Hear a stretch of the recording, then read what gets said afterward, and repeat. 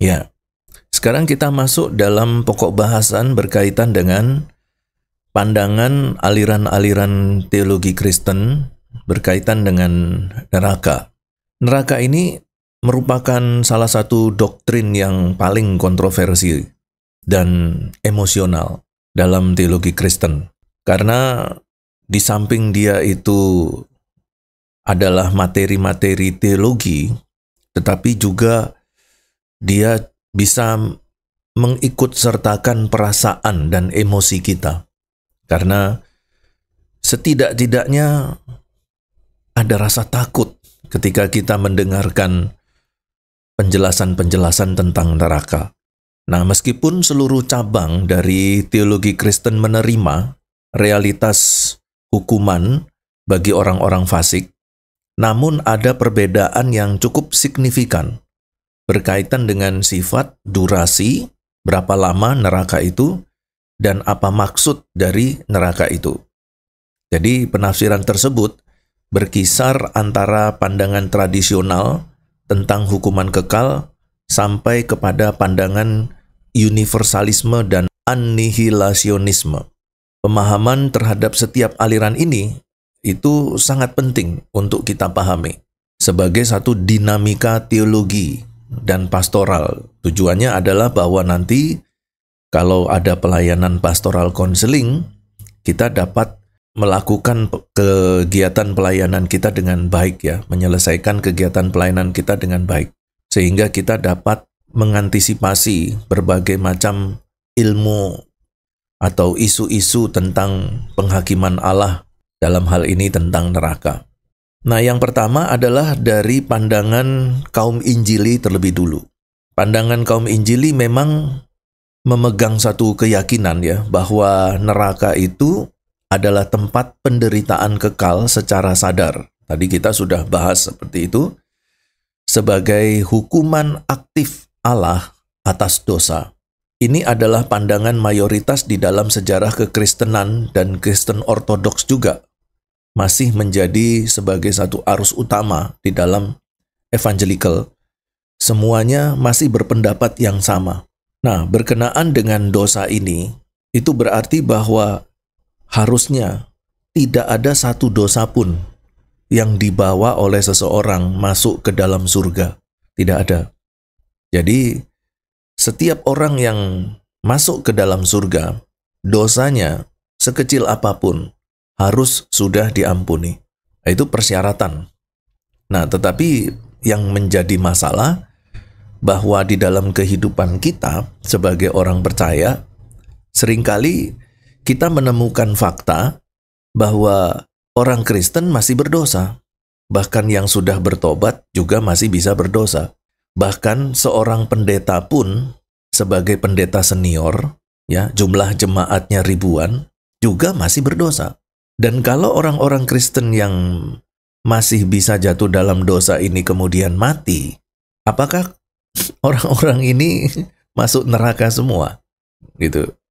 Karena kita tahu dalam definisi neraka menurut Injili itu adalah tempat penderitaan kekal secara sadar, ya, bukan simbol, tetapi ini adalah tempat hukuman aktif Allah atas dosa. Nah, bagaimana itu Pak kasus tadi? Kalau ada anak Tuhan, melayani Tuhan, rajin ke gereja, jadi guru sekolah minggu, tapi masih berdosa, terus mati. Apakah dia masuk neraka, Pak? Nah, dari pemahaman ini dapat dilihat dasar eksegesenya di Matius 25 ayat 46. Dan mereka ini akan masuk ke tempat siksaan yang kekal, tetapi orang benar ke dalam hidup yang kekal. Jadi kita orang benar, hidup kekal. Yang hidup tidak benar, hidup di dalam dosa, ke tempat siksaan kekal. Siksaan kekal. Nah, berkaitan dengan istilah kekal, itu dalam bahasa Yunaninya disebut dengan aionios. Itu digunakan untuk kata yang berarti hidup, bisa juga hukuman yang menegaskan bahwa durasi dari kedua, yaitu hidup kekal dan hukuman kekal, itu sama yaitu durasinya kekal. Jadi kalau nanti masuk ke dalam hidup kekal, itu berarti di dalam kekekalan. Kalau orang itu disiksa secara kekal, ya, dalam Matius 25 ayat 46, ke tempat siksaan yang kekal, itu berarti dia akan mengalami penyiksaan dalam durasi kekekalan. Kemudian Markus 9 ayat 43 sampai 48, Yesus menyebut api yang tidak terpadamkan dan ulat mayat yang tidak mati-mati. Ini mengacu pada Yesaya 66 ayat 24 yang menunjukkan kesinambungan hukuman dan kesadaran akan penderitaan. Kemudian dalam Wahyu 20 ayat 10, dan mereka akan disiksa siang malam sampai selama-lamanya. Jadi disiksa siang malam sampai selama-lamanya. Nah, ini adalah konsep neraka menurut evangelical. Nah, ini mulai ada rasa emosional kita ya.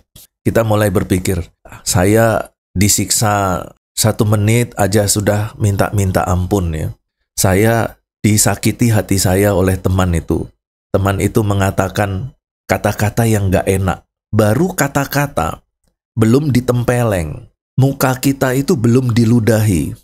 Tubuh kita belum disakiti. Belum disayat oleh pisau. Belum. Baru perkataan.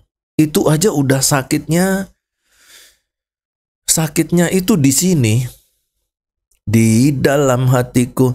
Sakitnya tuh di sini. Di dalam hatiku. Itu baru 1 menit. Coba kalian bayangkan sakit yang seperti itu kekal. Wahyu 20 ayat 10. Dan mereka akan disiksa siang malam sampai selama-lamanya. Jadi di sini secara teologis neraka itu mencerminkan kekudusan dan keadilan Tuhan, bukan hanya murka. Nah, ini tadi kita sudah bahas ya, tentang kekudusan dan keadilan itu yang seperti apa. Jadi tidak hanya Allah itu dipahami sebagai tidak adanya Allah, itu dipahami sebagai keterpisahan dari hadirat anugerahnya, bukan dari keberadaannya secara mutlak. Maksudnya begini, dalam konsep evangelical, neraka itu diidentikan dengan terpisah dari hadirat Allah. Tetapi kalau kita berbicara soal terpisah dari hadirat Allah, itu bukan berarti Allah yang being, keberadaannya itu, Allah ada di dalam segala keadaan, itu terus kemudian gagal atau batal. Tidak. Keberadaan Allah secara mutlak itu tetap. Tetapi dia tidak hadir. Tidak hadir di mana? Tidak hadir di neraka. Maksudnya begini, ketika Allah itu hadir, maka kehadirannya itu atau segala substansi di dalam diri Allah, ya, esensi di dalam diri Allah itu terimpartasi kepada seluruh yang ada di sekitarnya. Jadi kalau ada Allah di sini, itu kita itu bisa merasakan kasih itu yang luar biasa. Sama seperti Daud, ketika Daud itu berada di dekat Allah, dia mengatakan, aku ini seperti domba yang dibaringkan di rumput yang hijau. Jadi domba itu, kalau dibaringkan di rumput yang hijau, itu menurut Daud, domba itu rasa nyaman sekali. Karena rumput itu, kalau kita duduki, itu juga enak ya, kayak empuk-empuk dingin gitu ya. Coba kamu bedakan ya, kamu duduk di aspal yang panas dengan duduk di rumput. Itu beda. Aroma rumputnya, itu manusia ya, yang tidak makan rumput. Bayangkan domba yang makanannya rumput. Dia dibaringkan di rumput yang empuk, hijau, dan itu adalah makanannya. Berarti dia tidur di atas makanan. Saudara belum pernah membayangkan saudara tidur di atas babi panggang atau tidur di atas ayam goreng? Jadi sambil tidur kamu tinggal ngambil makan. Ya, tidur di atas babi panggang ya. Jadi kasur Anda itu babi panggang. Kamu tidur di situ. Jadi sambil tidur, dicolek sedikit babi panggangnya, dimakan kriuk, kriuk, kriuk, kriuk gitu. Betapa nikmatnya itu ya.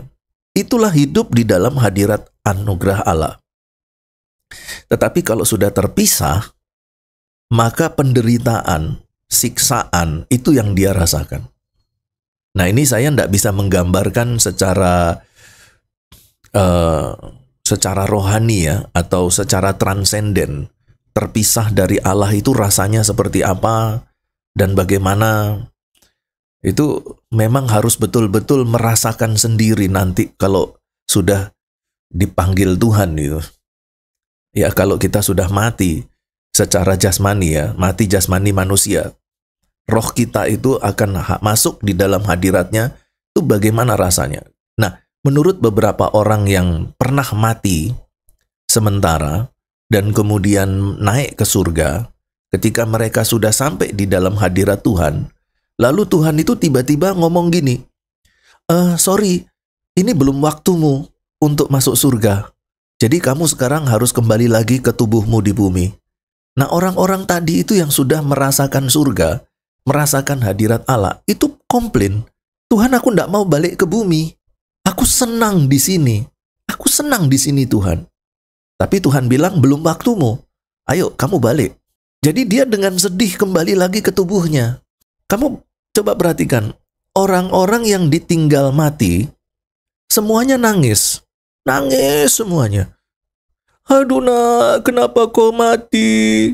Ya, aku ingat kau, Uco, waktu kau masih hidup, kau main sepak bola. Bola itu kau serahkan ke Andi. Andi langsung ke Agus. Agus kembali ke kau, Uco. Lalu kau tembak gol. Jadi waktu anaknya mati, dia jadi reporter. Reporter bola. Nangis semuanya, tetapi yang mati sukacita. Kenapa? Karena dia dibawa ke surga. Dia merasakan betapa indahnya hadir ada di dalam hadirat Allah. Jadi ketika dia disuruh balik, dia komplain, nggak mau Tuhan. Di sini lebih enak. Aku nggak mau kembali ke bumi. Orang-orang di bumi berharap dia hidup kembali. Dia setelah hidup kembali, dia marah-marah. Kenapa kalian berdoa supaya saya hidup kembali? Sekarang saya balik lagi ke bumi. Padahal di sana enak. Aku nggak mau di bumi. Ya itulah fakta ya. Nah, jadi itu. Nah, gambaran tadi itu menunjukkan bagaimana kelompok evangelical memahami neraka. Nah, sekarang kita masuk ke pandangan yang kedua tentang neraka, yaitu dari pandangan anihilasionisme, yaitu conditional immortality. Nah, anihilasionisme itu mengajarkan bahwa jiwa orang fasik tidak akan mengalami siksaan kekal. Jadi kelompok Kristen yang menyebut, atau kelompok orang-orang tertentu yang menyebut dirinya sebagai kelompok paham anihilasionisme, itu mengajarkan bahwa kematian itu tidak kekal. Siksaan api neraka itu tidak kekal. Tetapi ketika ada orang mati, dia akan dimusnahkan setelah hukuman tertentu. Jadi setelah dia mengalami hukuman, nanti dia akan dimusnahkan.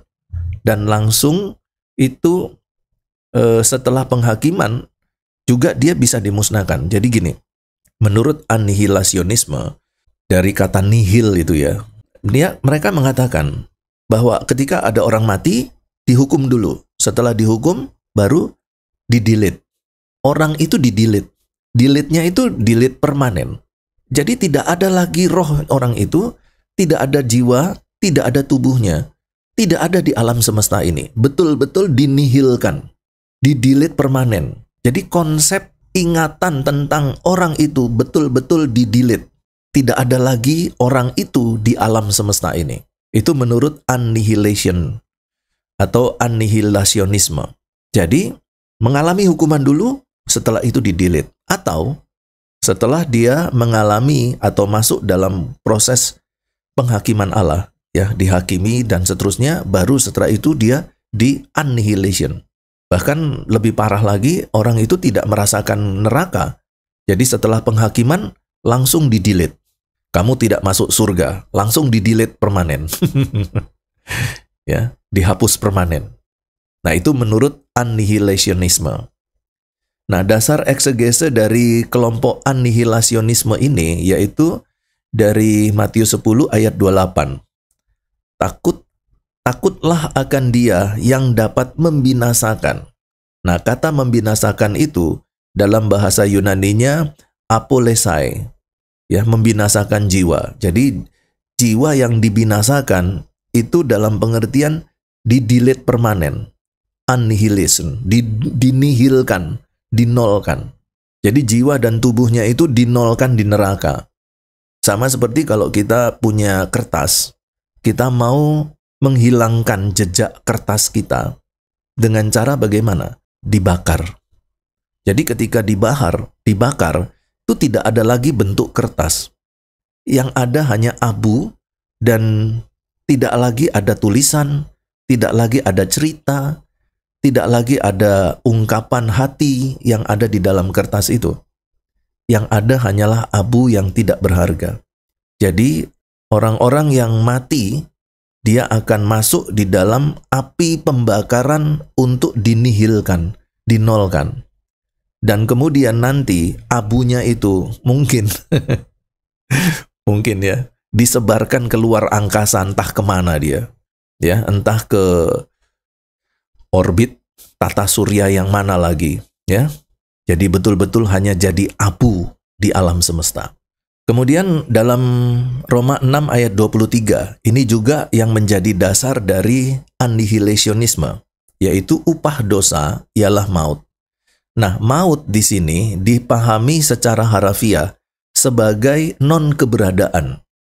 Jadi bukan penderitaan kekal, bukan, tetapi non-keberadaan.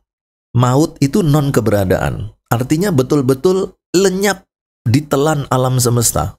Entah dia berada di mana, tetapi keberadaan dia itu sudah dinolkan.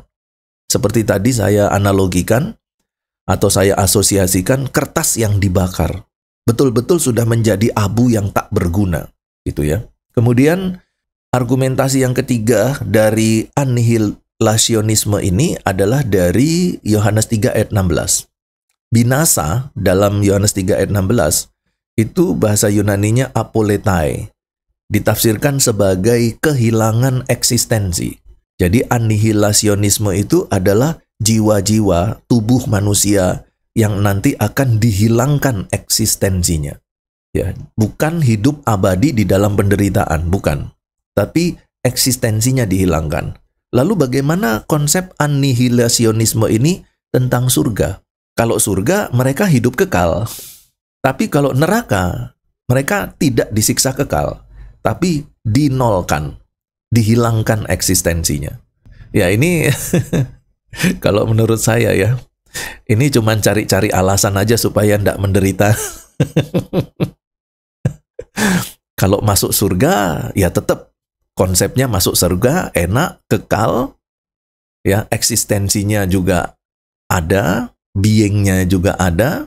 Tapi kalau dia masuk neraka, ya itu dinolkan, eksistensinya dihilangkan, dinihilkan. Ya, itulah ya. Aspek teologi dari annihilationisme ini adalah menolak konsep keabadian jiwa sebagai sifat alami. Jadi jiwa itu tidak abadi. Ya, tidak abadi. Jiwa itu tidak abadi. Hanya yang menerima anugerah yang hidup kekal itu yang abadi. Jadi kalau masuk surga, jiwa itu abadi. Tetapi kalau jiwa itu tidak masuk neraka, tidak masuk surga, berarti jiwa itu tidak abadi. Artinya apa? Eksistensinya ditiadakan. Eksistensinya dinihilkan. Kemudian menyatakan bahwa keadilan Allah itu tidak membutuhkan penderitaan kekal untuk dosa-dosa. Jadi mereka meyakini bahwa Allah itu betul adil, tetapi keadilan Allah itu tidak butuh penderitaan. Allah akan tetap adil tanpa adanya neraka. Allah tetap adil tanpa harus menghukum orang berdosa ke neraka. Jadi justru keadilan dan kasih Allah itu ditunjukkan dengan cara jiwa-jiwa orang yang masuk neraka itu tidak mengalami penderitaan kekal, tetapi dihapus, dinihilkan, ditiadakan eksistensinya. Ya, supaya tidak menderita kekal, supaya tidak menderita dalam waktu yang lama. Nah, pendukung-pendukungnya misalnya John Stott, itu hanya simpatik dengan pemahaman ini. Kemudian ada Edward Furch, Clark Pinnock, dan beberapa kelompok dari Kristen Advent, dan juga beberapa dari teolog-teolog tradisi restorasionis. Nah, sekarang masuk ke pandangan universalisme. Jadi ada dalam kekristenan itu kekristenan universalisme. Nah, pandangan ini mengatakan dan meyakini bahwa semua orang itu pada akhirnya akan diselamatkan setelah masa penyucian atau proses pemulihan. Bahkan mereka yang saat ini terhukum, mereka juga akan diselamatkan. Jadi, neraka itu bukan tempat penghukuman kekal. Neraka itu adalah tempat di mana nanti orang-orang itu akan mengalami penyucian atau proses pemulihan. Jadi nanti kalau kalian berdosa gitu ya, masuk neraka. Iya, oke, masuk neraka. Tapi di sana itu nanti kalian bukan dihukum kekal, tapi disucikan. Jadi harus dibayar dosa-dosanya. Jadi misalnya ya, si A, dia seorang Kristen, tapi dia masuk neraka. Nanti dihitung dosanya. Ini dosanya apa? Oh, dosanya mencuri, membunuh, berzina, ya, bersaksi dusta gitu. Oke, hukumannya 20 tahun di neraka. Gitu.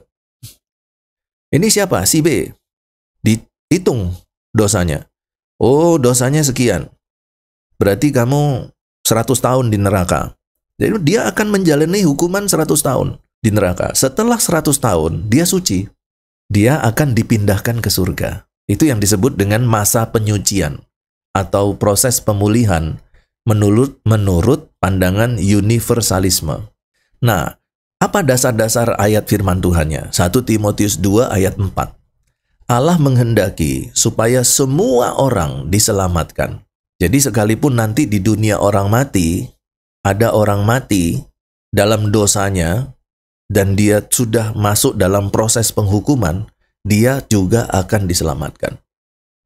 Dia juga akan diselamatkan. Nah, muncul pertanyaan kritis. Apakah iblis juga diselamatkan, Pak? Bagaimana menurut universalisme? Apakah iblis juga akan diselamatkan? Jadi, keselamatan universal bukan terjadi di bumi saja, tetapi juga terjadi di alam baka, terjadi juga di neraka. Kemudian Kolose 1 ayat 20. Dan oleh dia memperdamaikan segala sesuatu dengan dirinya. Jadi Tuhan itu hidupnya suka damai. Allah itu adalah Allah maha damai. Jadi kalau melihat ada neraka, Allah sendiri pun tidak damai. Gitu ya. Apalagi neraka itu kondisinya dapat terlihat dari surga. Nggak damai. Contoh misalnya kalian lagi enak-enak makan. Lalu tiba-tiba lagi asiknya makan, ya kalian pergi ke tempat salah satu restoran gitu ya, bayar harga mahal gitu, lalu kemudian saudara makan di situ, tiba-tiba di depan saudara ada orang berkelahi gitu. Merusak suasana gitu. Suasana sudah enak dirusak. Jadi nggak damai kan? Apalagi orang-orang itu maki-maki di depan saudara. Makan itu jadi nggak damai. Universalisme melihat bahwa Allah itu mau memperdamaikan segala sesuatu. Jadi kalau nanti sekalipun dia menciptakan neraka, itu pun hanya temporer ya, sementara. Setelah orang-orang mengalami siksaan sebagai api penyucian, ya, atau disebut juga sebagai proses pemulihan, maka neraka itu nanti akan ditutup. Neraka ditutup, ya, disegel. Nah, karena sudah tidak ada orang lagi yang masuk ke sana, dan mungkin juga sudah dinonaktifkan, ya, dalam kurun waktu tertentu, neraka itu akan dinonaktifkan. Nah, ini menurut universalisme.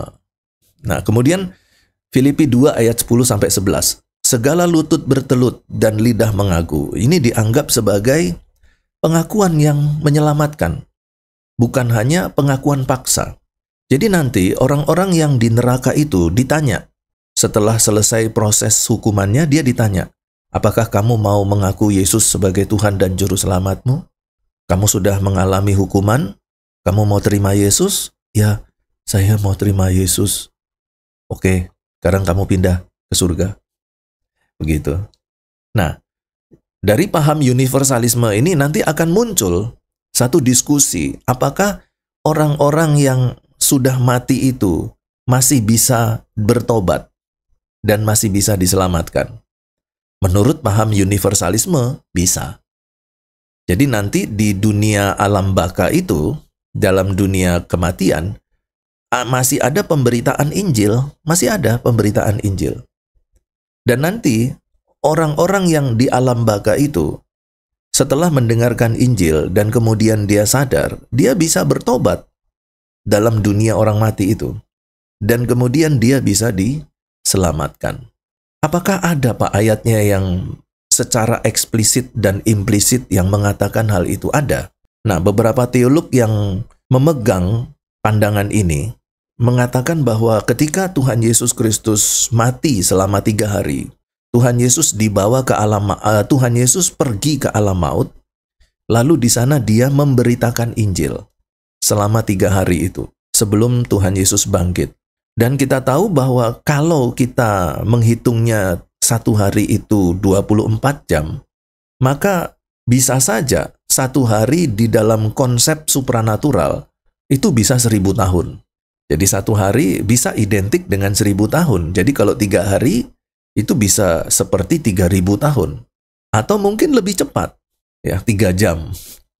Ya saya nggak tahu. Apakah di dalam dunia orang mati itu, waktu itu dihitung sesuai dengan waktunya orang hidup. Kalau waktunya orang hidup kan 1 kali 24 jam. Itu 1 hari. Kalau waktunya di dunia orang mati, itu 1 kali berapa jam? Nggak tahu ya. Karena mereka sudah berada di dalam waktu kekekalan. Gimana cara menghitungnya? Dan kalau Tuhan Yesus 3 hari datang ke dunia orang mati, durasinya itu berapa lama? Itu juga tidak diketahui.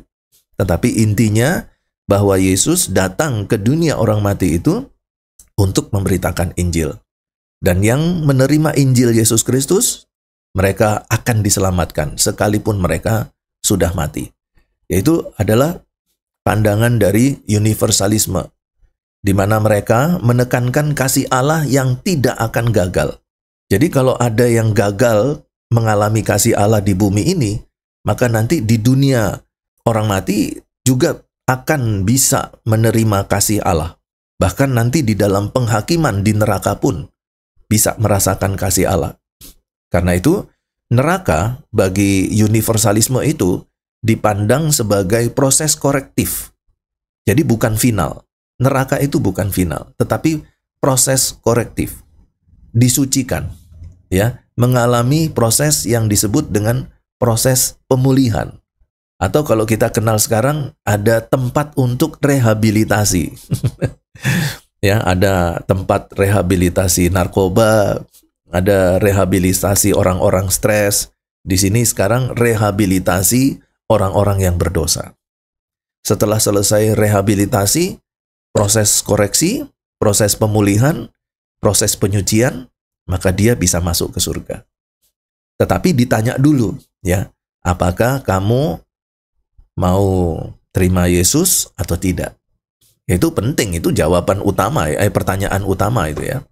Lalu kemudian dari universalisme ini muncul satu pertanyaan kritis. Pak, kalau orang itu sudah dewasa, mati, oke lah, dia bisa dilihat dia mengikuti siapa, mengikuti Yesus atau tidak. Dia juga bisa dilihat dosa-dosanya, ya. Kalau dosanya banyak, tidak mau bertobat, ya kita sudah tahu ya kira-kira orang ini nanti masuk kemana. Bagaimana Pak dengan bayi-bayi yang mati? Anak-anak kecil yang tidak tahu apa-apa. anggaplah itu anak-anak kecil yang belum sampai umurnya 5 tahun dan mati. Bagaimana dengan bayi-bayi Kristen? Bagaimana dengan bayi-bayi non-Kristen? Kalau mereka mati, apakah semuanya masuk neraka? Bayi-bayi itu, anak-anak kecil itu? Karena Alkitab mengatakan dengan jelas bahwa semua orang yang menerima Yesus sebagai Tuhan dan Juru Selamatnya akan mengalami hidup kekal. Nah, bayi-bayi ini kan nggak kenal Yesus, belum terima Injil. Mereka juga belum sempat dewasa, belum juga umurnya sampai 5 tahun. Kemudian mereka mati. Apakah semuanya masuk neraka, Pak? Ataukah otomatis masuk surga? Bagaimana dengan bayi yang lahir di keluarga bukan Kristen? Apakah mereka masuk neraka? Ataukah mereka masuk surga? Iya, jadi muncul pertanyaan-pertanyaan seperti itu ya. Karena pokok bahasan berkaitan dengan universalisme ini tadi. Kemudian yang berikutnya adalah pandangan dari Ortodoks Timur berkaitan dengan neraka. Gereja Ortodoks Timur itu tidak secara ketat membagi antara surga dan neraka secara spesial. Tetapi mereka menekankan respon subjektif terhadap hadirat Allah. Jadi teologi mereka ini adalah teologi yang disebut dengan teologi api Allah. Bahwa hadirat Allah yang sama dirasakan sebagai sukacita oleh orang kudus dan penderitaan oleh orang fasik. Jadi Allah itu adalah Allah yang maha hadir. Kalau orang yang hidup di dalam Tuhan, dia akan merasakan sukacita, damai sejahtera di dalam hadirat Allah. Jadi semakin dekat dengan Allah, itu semakin sukacita, semakin damai sejahtera. Ya walaupun dia ada di surga tingkat yang ke-1, dia akan merasakan hadirat Allah. Dia ada di surga tingkat yang kedua, dia juga merasakan hadirat Allah. Dia ada di surga tingkat yang ketiga, dia juga merasakan hadirat Allah. Nah, tapi masalahnya, ketika ada orang di luar Kristus merasakan hadirat Allah, nah itulah penderitaan. Dia merasa tersiksa. Jadi semakin dia dekat dengan Allah, dia semakin tersiksa. Itu berarti bahwa dia atas keputusannya sendiri akan berusaha menjauhi Allah. Sampai dia pergi ke tempat yang paling gelap. Tujuannya apa? Terhindar dari hadirat Allah. Jadi neraka itu bukanlah sesuatu tempat untuk penghukuman, tetapi neraka itu adalah tempat di mana tidak ada hadirat Allah. Jadi orang-orang yang mati di dalam dosanya, itu dia ketika berjumpa dengan Allah, dia akan mengalami siksaan berat. Ketika dia menjauhi Allah, siksaan itu semakin ringan. Terasa agak ringan. Akhirnya apa? Dia secara sadar ataupun secara insting, dia akan terus menjauhi Allah, menjauhi sampai dia berada di tempat yang gelap yang terdapat ratap dan kertakan gigi. Nah, di situ baru dia aman. Dia berasa lebih damai ketika dia menjauhi Allah. Jadi Allah tidak akan pernah menjebloskan orang, mendorong orang itu ke dalam neraka. Tapi orang itu sendirilah yang akan masuk dan menuju ke neraka, bukan Allah. Ya kenapa? Karena hadirat Allah itu. Nah, ada seorang Kristen yang cukup terkenal yang bernama Sadhu Sudarsing. Dia di dalam bukunya itu mengatakan bahwa semua orang itu boleh masuk surga. Bahkan orang yang berdosa pun boleh masuk surga. Nah, Sadhu Sudarsing ini, orang India yang masuk Kristen, dia adalah seorang petapa dulunya, tapi kemudian dia bertobat. Nah, dia itu mengalami satu pengalaman supranatural dibawa oleh Tuhan ke surga. Di situ dia melihat fakta, dan ternyata fakta ini mirip-mirip dengan pandangan Kristen Ortodoks Timur. Jadi dia melihat bahwa Tuhan itu tidak pernah membuat peraturan yang masuk surga itu hanya orang-orang kudus. Orang-orang berdosa juga boleh masuk surga. Nah, tetapi masalahnya, ketika ada orang berdosa mencoba masuk ke surga, itu nggak tahan. Nggak tahan dengan apa? Dengan hadirat Allah. Karena ketika orang berdosa itu mencoba untuk masuk surga, dia justru mengalami siksaan yang berat oleh karena hadirat Allah. Tetapi ketika dia mencoba untuk menjauhi Allah, dia merasakan siksaan itu lebih ringan. Karena itu secara insting ataupun dalam kesadaran jiwanya, dia akan berusaha menjauhi Allah. Sampai pergi dia ke tempat-tempat gelap di mana tidak dirasakan hadirat Allah di situ. Nah, itu menurut buku dari seorang yang bernama Sadhu Sudarsing. Dan bersandar pada ajaran para bapak gereja seperti Gregorius dari Nisa, Ishak dari Nineveh, dan juga teologi liturgi. Jadi semua itu kemudian membuat satu konsep tentang neraka seperti yang tadi digambarkan oleh kelompok Gereja Kristen Ortodoks Timur. Jadi dapat dikatakan bahwa perbedaan pandangan tentang neraka itu menunjukkan bahwa meskipun Alkitab itu memberikan gambaran yang tegas tentang realita penghakiman, namun penafsirannya itu masih membuka ruang untuk diskusi teologi yang sangat kaya. Nah, teologi evangelikal tetap mempertahankan posisi historis bahwa neraka adalah tempat hukuman kekal, pemisahan sadar dari Allah, dan perwujudan keadilan Allah. Sementara tetap terbuka untuk berdialog juga dengan pandangan-pandangan yang lebih lembut tentang neraka demi kepentingan apologetik dan pastoral. Ya, jadi kira-kira seperti itu gambaran tentang neraka dilihat dari berbagai pandangan dalam kekristenan. Ya, sampai di sini mungkin ada yang mau ditanyakan, silakan.